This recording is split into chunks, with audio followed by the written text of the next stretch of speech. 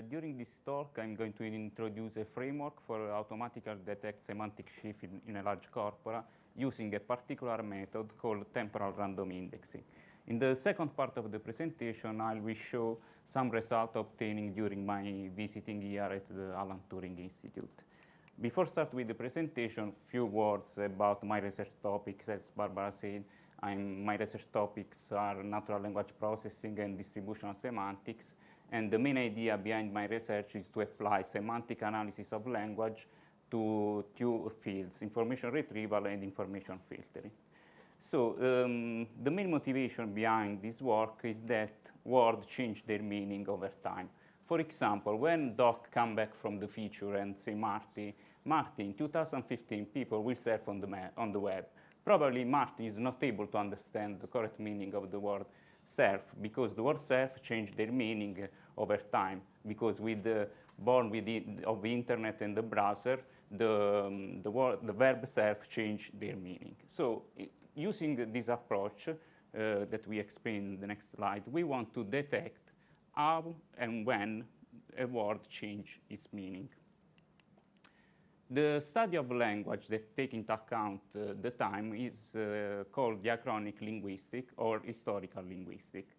And using the diachronic approach, we want to analyze the language taking into account the time. Conversely, the synchronic approach describes the language rule at specific time point without taking the history of the language into account.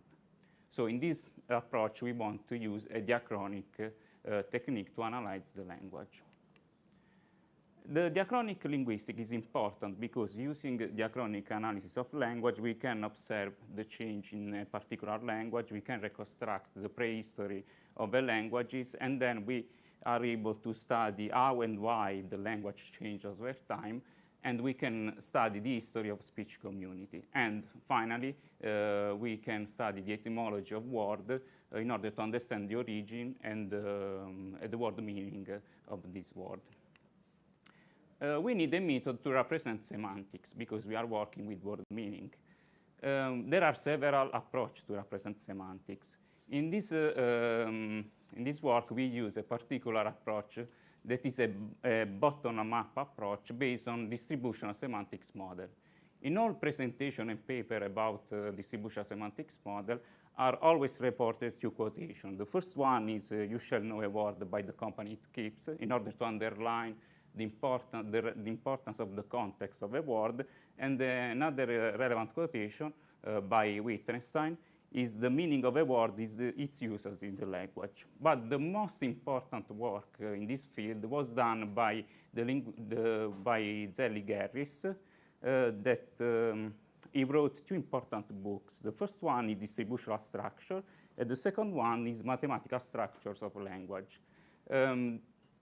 Because the theory behind these two books are very important because Zellig says that we don't need a formal language or another formalism to study the language, but we can study the language using the language itself. This is the main importance outcome by its theory. What is a distributional semantics model? Generally, distributional semantics model is a geometric space in which words are represented as geometric points in that space. And the similarity, if two words are semantically related, these words are represented close in that space. But there is a problem, because a word space is a snapshot of a corpus in a specific time point. We are not able to encode temporal information in a classical word space. During this presentation, I will propose an approach called random indexing that is able to take into account the time. The classical random indexing is a mathematical approach in which we assign a random vector to each term in the corpus. This random vector is a high-dimensional vector, is sparse and ternary, and contain a small number of randomly non-zero elements. These non-zero elements are only -1 and 1. If we build a random vector using these strategies, we obtain a set of vectors that are nearly orthogonal. I will explain this because this is important in the random index in the next slide. So the first step is to build a random vector for each term in the corpus. The second step is to build the semantic vector for each term. This vector is the sum of context vectors co-occurring with the term. I will show an example. For example, we want to encode this sentence. The quick brown fox jumped over the lazy dog. Okay? We want to build the semantic vector for the word fox. We fix a context window, for example, of 2 words before and after the target words. We select the random vector for the context word, in this case, quick, brown, jumps, and over. And then we sum this vector. And we obtain the semantic vector of the word fox. Using this approach for all the terms in the corpus and for all the occurrences in the corpus, we are able to build a semantic vector for each term. And this vector encodes, in some sense, the semantics of the term. Because if 2 terms are similar, because occur in a similar context, then the semantic vectors are similar, are close in the space. This is not a kind of magic, but there is a mathematical theory behind the random indexing. When we perform random indexing on a matrix A, we project point from a matrix A, from a space A to a space B. If we project point using a random matrix built using the random vector, the distance between points is preserved. The proof of this approach is provided in the Johnson-Lindström lemma, but there is also an important book by Pentti-Kanerva titled Sparse Distributed Memory that explains how random indexing works. The classical random indexing don't take into account temporal information. In order to introduce temporal information in random indexing, we need to split the corpus in several time periods. So we have a collection of documents.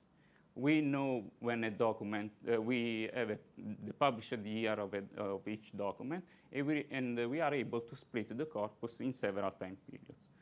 The first step is to extract the vocabulary from all the corpus, and then we assign a random vectors to each term in the vocabulary. The second step is to build a semantic vector for each term and for each time period. When we build the semantic vector for a term, this semantic vector is the sum of context vectors co-occurring with the term in the same time period. For example, taking into account the word surf, we have that in the first time period, the word surf occurs with the word sea. In the second time period, the word surf occurs with the word web. We build the semantic vector for the word surf in the first time period, and we sum the context vector of the word sea. In the second time period, the word surf occurs with the word web, and then we sum the context vector of the word web. And then we build a separate semantic vector for each time period. So using temporal random indexing and a corpus with the temporal information, we are able to build a word space for each time period. But the most important thing is that word vectors in different word spaces are comparable. So we can take a vector in a time period 1, and then we can compute the similarity of this vector with another word vector in a different time period. Because word vectors are comparable, because are built using the same random vectors that we build for the whole vocabulary in the first step. This is an important feature of temporal random indexing because if we use, for example, classical word embedding approach, if we build a word embedding for each time period, these embeddings are not comparable. Using this approach, we obtain vectors that are comparable across different word spaces. Then, if we're using semantic vector, for example, we can compute the similarity between vectors over time. And we can analyze how the similarity between two vectors change over time. For example, in this case, we consider two words. The word call, that correspond to the verb chiamare in Italian, and the word phone, that is the verb telefonare in Italian. And we observe that the similarity between these two terms increase over time after the invention of the telephone. Okay? And then we can track this change in similarity, and we can analyze if this change corresponds to some particular social event in the history, in this case, the invention of the telephone. If we use a classical approach based on frequencies, for example, the first plot are the frequency over time extracted from the Google Ngram viewer of the word call and the word phone. Analyzing only the frequency of words, we are not able to understand if there is a relatedness between these two terms. If we plot how the similarity between these two words change over time using the temporal random indexing, we note that the similarity between call and phone increase after 1910. That is correspond with the invention of the telephone, after the invention of the telephone. In order to use temporal random indexing for detecting word meaning shift in time, we need to follow a pipeline. The first step of the pipeline is to build the temporal random indexing on a corpus. The second step is to build a time series. The time series is a sequence of similarity value over time. And then we want to detect in this time series if there is a significant change in similarity. For example, we use 3 different methods to build the time series. The first method takes into account only the frequency of the word in each time period, the log frequency of the word in each time period. The second method, called pointwise, is the cosine similarity between the semantic vector at the period key with the similarity of the semantic vector of the same word with the period before key. The cumulative approach takes into account the semantic vector of the term at the period key and the vector that is the sum of all the vector of the time period before the period key, because we want to take into account the semantics of all the semantic vector of all the time period before the period under analysis. For example, if we take into account the word phone, we can build a time series of value. In this case, for example, the value is the cosine similarity of the word telefonare, the word phone, with the previous time period using the pointwise approach. We can note that there is a significant change in the time series. Probably this means that the word phone changed their meaning in this point. In order to find if this change is statistically significant, we use a mean shift approach. What is mean shift? For each time period in the time series, we can compute the difference between the mean of all the values after the period j minus the sum, minus the mean of all the vector before the time j. And then we analyze if this difference is statistically significant using a classic statistical approach based on bootstrapping under the null hypothesis that there is no change in the meaning. So using this approach, we are able to identify in the time series if there is a point, a change point, statistically significant. Now I will show you an evaluation of the Italian language that we published on several papers some years ago. In order to analyze the performance of this algorithm, we need to build a gold standard. In this case, the gold standard is built using an Italian dictionary called Sabatini-Coletti.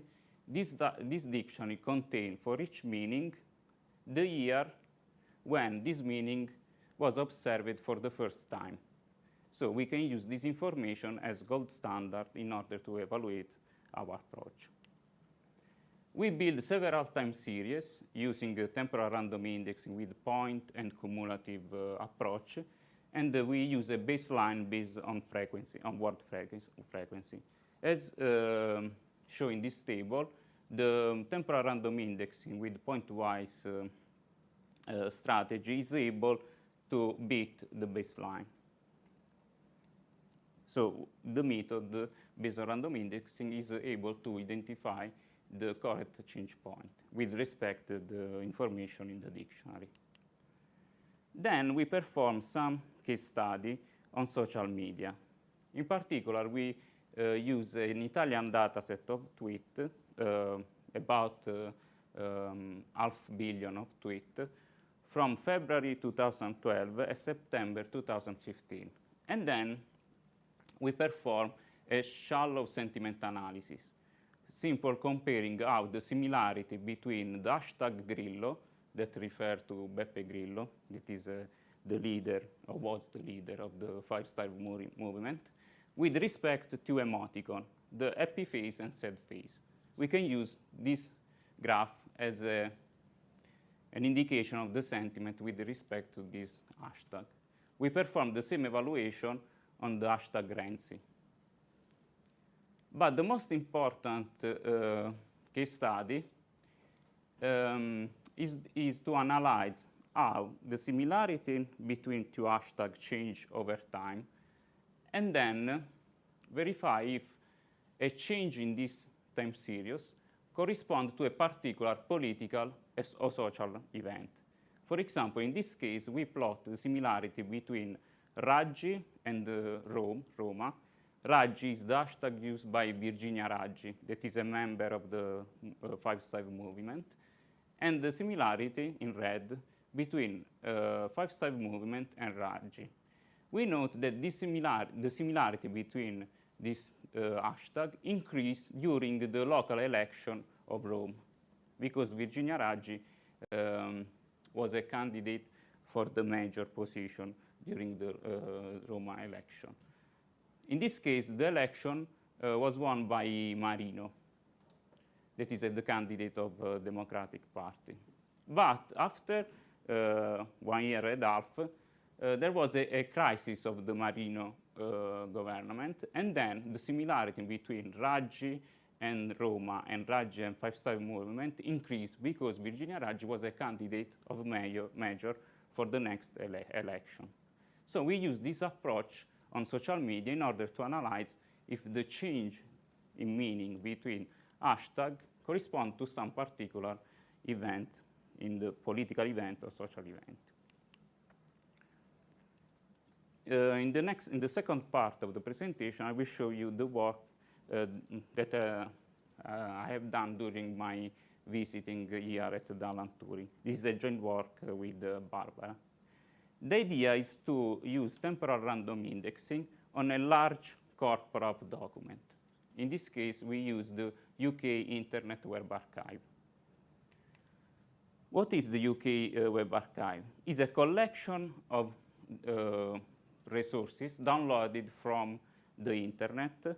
In this case, this dataset contains only resources downloaded from UK domain. We use a particular portion of the dataset, that is the GISC UK Web Domain dataset, that contains all the resources downloaded by the Internet Archive project from 1996 to 2013. This is a very large corpora which contains a lot of files in two different formats, the ARC format and the WARC format. The ARC format is a particular format used to store downloaded content from the web. This is the ARC file is an archive that contains for each downloaded resource the HTTP response obtained by the crawler and then the content of the crawler. The WARC format is very similar to ARC but contains enhanced features to store metadata and duplicate detection. The problem is that we want to extract only the textual content from HTML page, because arc and warc file contain also images, videos, and all the content on the web. So we need to process this file in order to extract HTML page and then extract the text. We build a pipeline where the input of the pipeline are arc and warc file. Then we filter HTML page, extract the text content, and then we build another kind of file called wet, that is a standard of the Internet Archive project. The wet file is similar to arc and warc, but contains only plain text, not other kind of resources. We need to run this pipeline on a very large collection of files, and we perform a particular technique based on Microsoft Azure batch computation, when we run several tasks on a set of virtual machine, on a pool of virtual machine. And then we perform this kind of analysis and store the content of wet file on an Azure blob storage. The second step of the process is to tokenize the text in order to extract the token, the words. Then we build a second pipeline in which the input are wet file, and then we tokenize the content using a standard tokenizer using an information retrieval, an Apache Lucene standard tokenizer. And then we store the tokens for each mount and for each mount, because we know the date when the content is published on the web. The code for WOT-ARC conversion in wet file and the code of tokenization is available as a GitHub repository on the Internet Archive, on the Alan Turing account. So we work on a very large collection, because the set of warc and arc are about 16 terabytes of data. Then we run our pipeline on this collection of arc and warc file, and then we produce about 5.5 terabytes on wet file. Finally, we perform tokenization on wet file, and we obtain 3 terabytes of tokenized text. The second step is to run temporal random indexing on the whole UK Web Archive collection. The first step of temporal random indexing is to assign a random vector to each term in the vocabulary. So we need to extract the vocabulary from the tokenized file. The second step is to build a co-occurrences matrices using a context windows of 5 terms. I will show you an example of co-occurrence matrices. And then we perform temporal random indexing on this matrix. We build the time series, and we run change point detection in order to find words that change their meanings over time, change their meanings in the UK Web Archive collection. In this preliminary analysis, we take into account only the 20% of the corpus, and we discarding all words that appear less than 500 times. And we obtain a vocabulary of about 1 million words and about 114 billion of occurrences, using only the 20% of the corpus. The code for building co-occurrence matrix to run random indexing is available on GitHub. So we build a co-occurrences matrix for each mount. This matrix contains, for each row, a target word. In this case, the target word is Linux, and then all the words that co-occur with the word Linux over the UK Internet Web Archive. And then we have the co-occurrence word and the number of times that the word co-occur with the target word. And we build this file for each word in the vocabulary and for each mount for each mount. We plan to release these matrices on the web. Then we perform some case study in order to understand if temporal random indexing produces significant results. For example, in this table, is reported the neighborhood of the word Linux in 2000 and the neighborhood of the word Linux in 2012. We can note that in the 2000, the word Linux is related to technical terms, for example, Spark, kernel, and so on.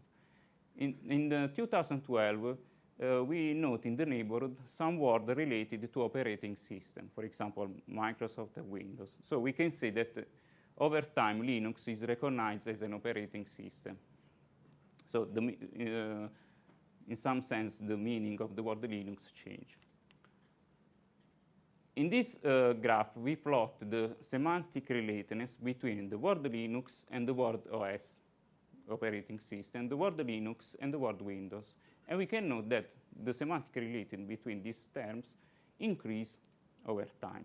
And this confirms our hypothesis that Linux is considered as an operating system by people on the web.